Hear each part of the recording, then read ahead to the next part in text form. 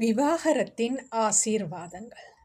ஒரு சுதந்திர பெண்ணாக இன்று நான் பறந்து திரிய முதல் காரணமாக அமைவது எனது விவாகரத்து. பெண்ணாக பிறந்த நான் ஒரு ஆணுக்கு கீழாக, ஆணின் கட்டுப்பாட்டுக்கு கீழாக அல்லது ஆணின் பாதுகாப்பின் கீழாக ஆண் துணையுடன் தான் வாழ வேண்டும் என்று நினைத்தேன். அது எனது தந்தையாக இருந்திருக்கலாம், அல்லது கணவனாக இருந்திருக்கலாம், மகனாக இருக்கலாம், சகோதரனாக இருக்கலாம்.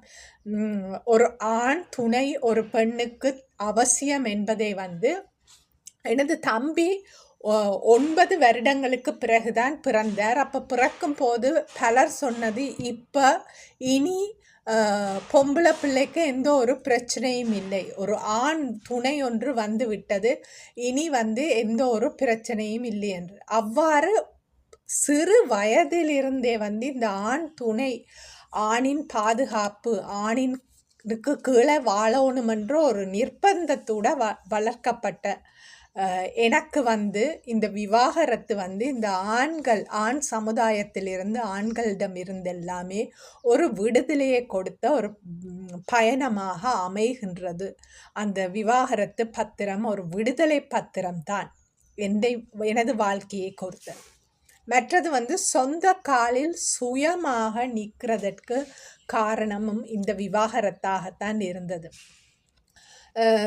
20 வயதிலேயே நான் வெளிநாட்டுக்கு போயிருந்தாலும் அப்பாவின் ஒரு மேற்பார்வையின் கீழ் நான் தனியாக சுதந்திரமாக வாழ்ந்தாலும் அப்பாவின் ஒரு மேற்பார்வை எனது வாழ்க்கையில் இருந்தது.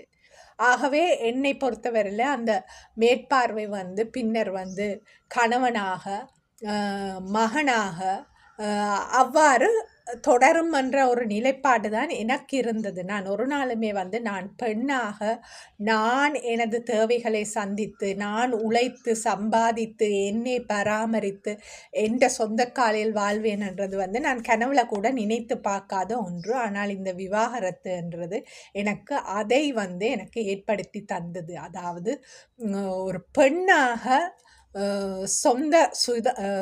சுயமாக வாழ்வது, இது சுதந்திரமாக வாழ்வது ஒரு படி. அதே நேரம் என்னுடைய சொந்த காலில் நிற்பது என்பதும் ஒரு அழகான ஒரு விடயம். எனக்காக வாழும் வாழ்க்கை, எனக்காக எல்லாவற்றையும் செய்வது, சமைப்பது, உடுப்பது, உண்பது எல்லாமே எனக்குரிய ஒரு வாழ்க்கையாக அதை நான் யாருடைய உதவியுமின்றி நானே அதை செய்யக்கூடியதாக இருப்பது ஒரு மிகவும் ஒரு ஆசீர்வாதமான விடயம். மற்றது உலகத்தை நான் அறிந்து கொண்டது விவாகரத்தின் போதுதான். விவாகரத்தின் முன்னர் எனது வாழ்க்கை மிகவும் ஒரு செல்வ செழிப்பான ஒரு வாழ்க்கை. எனது தந்தையும் மிகவும் ஒரு செல்வந்தர். அதே நேரம் எனக்கு கிடைத்த கணவரும் ஒரு நல்ல ஒரு செல்வந்தரான ஒரு கணவர்.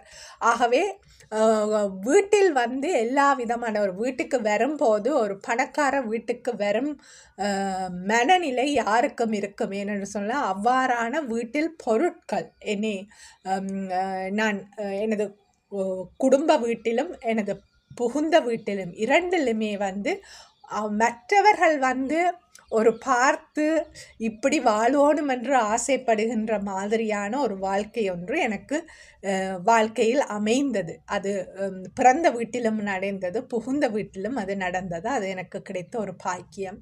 ஆகவே அந்த வேளையில் நிறைய உறவினர்கள் எல்லாருமே நம்மை சூழ இருந்தார்கள். ஏனென்று சொன்னால், பணம் எங்களுடைய கைகளில் இருந்தது நிறைய. ஆனால் அந்த விவாகரத்து பெற்று விவாகரத்துக்காக எனது கணவரை விட்டு வெளியேறிய போது எல்லாருமே ஒரு எதிரிகளாக மாறிவிட்டார்கள். அதற்கு ஒரு காரணம் பொம்பளை பிள்ளையோட தொடர்பு இருந்து என்று சொன்னால் அது ஒரு சுமையாகிடும், பாரமாகிடும். பின்னர் நான் அவர்களை தங்கி வாழ்ந்துடுவேனோ என்ற மனப்பயம் பலர் என்னை விட்டு விலகி செல்வதற்கு ஒரு முக்கியமான ஒரு காரணமாக இருந்தது. ஒரு சிலர் வந்து தமது வீடுகளில் கூட அனுமதிக்கவில்லை. ஏனென்று சொன்னால் விவாகரத்தான பெண் வந்து தமது வீட்டில் இருந்தால் தனது கணவருக்கு அல்லது அந்த வீட்டில் உள்ள ஆண்களுக்கு பாதுகாப்பில்லை என்ற ஒரு மனநிலை இருந்தது. இவ்வாறு ஒரு பெண்ணை எவ்வாறு எல்லாம் இந்த சமூகம் தாக்கும் என்றது வந்து நான் வந்து அந்த விவாகரத்து காலத்தில் தான் அறிந்து கொண்டேன். அதுவரையும் வந்து எனக்கு என்னை பொறுத்தவரையில் எந்த ஒரு விதமான தனிப்பட்ட பிரச்சனைகளை வந்து அதாவது பண ரீதியில் வந்து எந்த ஒரு பிரச்சனையும் படவில்லை. ஆகவே வந்து சொந்தம் உற்றார் உறவு இதெல்லாமே வந்து நிறைய இருந்தது. ஆனால் அந்த விவாகரத்து காலத்தில் தான் நிஜமான அதாவது நாங்கள் தாழ்ந்த நிலையில் இருக்கும்போது யார் எங்களை அன்பு செலுத்துகிறார்களோ அவர்கள்தான் உண்மையான நண்பர்கள். அதை நான் எனது வாழ்க்கையில் வந்து கற்று அறிந்து இன்று எனக்கு நண்பர்கள் என்று இருக்கிறவர்கள் அவர்கள் வந்து எனது கஷ்டத்தையும் கண்ணீரையும் கண்டவர்கள். நான் மிகவுமே வந்து உடைந்து போன நிலையில் இருந்தபோது எனக்கு கை கொடுத்த நபர்கள், அதாவது அவர்கள் என்னோடு பயணித்தவர்கள், அந்த வேளையில் என்னோடு கூட இருந்தவர்கள். இன்று அவர்களை வந்து நம்பிக்கையோடு நான் வந்து நண்பர்கள் என்று அழைக்கின்றேன். என்று சொன்னால் அந்த கஷ்ட காலத்தில் அவர்கள் என்னோடு இருந்தவர்கள் என்றபடியால் என்ன சொன்னால் நல்ல காலம் வரும்போது எல்லாருமே தேடி வருவார்கள். அதுதான் வாழ்க்கை. அது எனக்கு நன்றாக தெரிந்து விட்டது. ஆகவே இப்போது வந்து நான் மிகவும் கவனமாக இருப்பதற்கு ஒரு காரணமாக அமைவது வந்து இந்த விவாகரத்து. யார் அண்டி வந்தாலும் வந்து ஒரு கை தூரத்தில் அவர்களை வைத்திருக்கிறதுக்கு காரணம் ஏனென்று சொன்னால் நான் பட்ட அந்த படிப்பனை. மற்றது வந்து ஒரு புதிய ஒரு வாழ்க்கை ஒன்று எனக்கு வந்து நான் ஆரம்பித்து விட்டேன் என்று சொன்னார். ஒரு பெண்ணாக பிறந்தவள் வந்து ஒரு குழந்தையை பெற்றெடுக்க வேண்டும் என்பது வந்து சமூகத்தின் வந்து ஒரு நியதி. ஆகவே அதை வந்து நான் ஒரு நாளுமே நான் கனவு கூட காணவில்லை வந்து நான் குழந்தை இல்லாமல் எனது வாழ்க்கையை வாழ்வேன் என்று. என்ன சொன்னால் குழந்தை என்றது வந்து நாங்கள் பிறந்த போதே வந்து பாப்பிள்ளையை தந்து வந்து அந்த பாப்பிள்ளைக்கு சாப்பாடு தீத்துறது, குளிப்பாட்டுறது, உடுப்பு மாற்றுறது என்று சொல்லி சிறு வயதிலேயே வந்து அதுதான் எங்களுடைய தொழில். நாங்கள் பிறந்ததே வந்து குழந்தையை பெற்றுக்கொள்ளுகின்றது. எவ்வளோ விதத்தில் வந்து இந்த சமூகம் எமக்குள்ளாக விதைத்து கொண்டுள்ளது. ஆகவே அந்த மனநிலையை மாற்றி ஒரு குழந்தை இன்றியும் வாழலாம். ஒரு குழந்தை இன்றி வாழும் பெண்ணை வந்து சுயநலவாதியாகத்தான் இந்த சமூகம் கருதும். ஆனால் நாங்கள் குழந்தை இன்றியும் வந்து பல பொதுநல சேவைகளை செய்யலாம். நான் உண்மையிலேயே வந்து எனக்கு குழந்தை இருந்திருந்தால் நான் இவ்வளவுக்கு வந்து நான் வந்து என்ன வாழ்க்கை இவ்வாறு இருந்திருக்குமோ தெரியாது. என்னென்னு சொன்னால் எப்படி என்றாலும் அந்த குழந்தைக்காக நேரம் ஒதுக்கணும், எனது குடும்பத்துக்காக நான் வாழணும் என்று வந்து அந்த குடும்பம் என்ற ஒன்று எனக்கு இல்லாதபடியால் நான் வந்து பல விடயங்களை செய்யக்கூடியதாக இருக்கின்றது. அதற்கு சுதந்திரத்தை தந்தது வந்து நான் வாழும் இந்த புதிய வாழ்க்கை.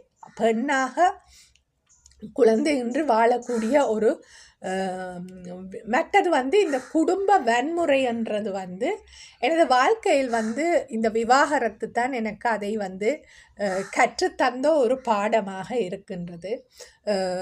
குடும்பத்தில் வன்முறைகள் நிறைந்த ஒரு குடும்பமாக எமது குடும்பம் இருக்கின்றது. பெல்ட்டால மனைவியை அடித்த கணவர், காலால் உதைத்த கணவர்,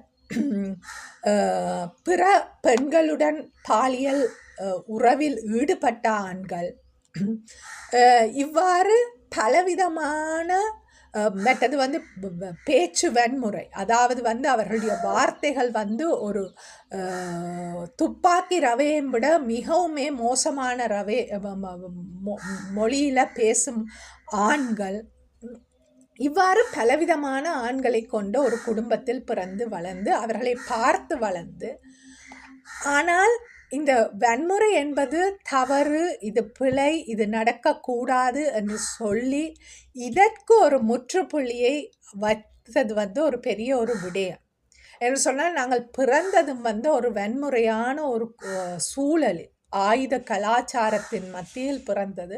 ஆகவே நானும் எனது கணவர், முன்னைய கணவரும் நாங்கள் ஒரு வன்முறையான ஒரு குடும்பத்தை நடாத்தி சென்றது, வன்முறையான ஒரு வீட்டினுள் வாழ்ந்ததற்கு ஒரு காரணம் எமது சிறுவயதில் இருந்து நாங்கள் பார்த்து வளர்ந்தது. மற்றது நாங்கள் ஒரு வன்முறையான ஒரு சூழலுக்குரியவர்களாக இருந்தபடியாக அந்த வன்முறை ஒரு தவறு, பிழை, அது செய்யக்கூடாது என்ற மனநிலை எனக்கு அன்று இருக்கவில்லை.